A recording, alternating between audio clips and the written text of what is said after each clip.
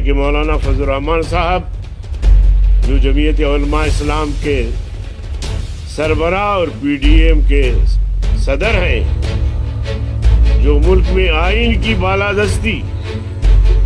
عوامی حقوق کے ساتھ ساتھ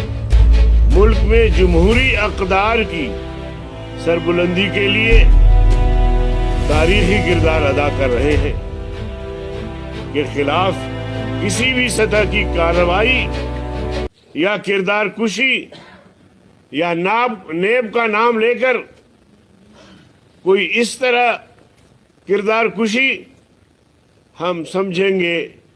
کہ یہ نیب نہیں ہے، یہ عمران نہیں ہے، یہ JHQ راولپنڈی ہے۔ لہذا ہمارا عوامی احتجاج اگر یہ بدتمیزی اور یہ سلسلہ بند نہیں کیا گیا، اور نیب کو تو ویسے بھی رسوائی مقدر میں ہے، نہیں کیا گیا، تو پھر ہم JHQ کے سامنے دھرنا دیں گے اور احتجاج ریکارڈ کروائیں گے، اور ہم پھر نیب کو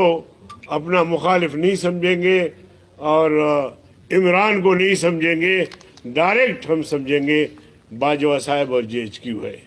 تو اس لیے میں باجوہ صاحب سے بھی کہنا چاہتا ہوں، JHQ کے ذمہ داران سے کہنا چاہتا ہوں کہ نہ چھیڑ ملنگانو، نہ چھیڑ ملنگانو۔ ہم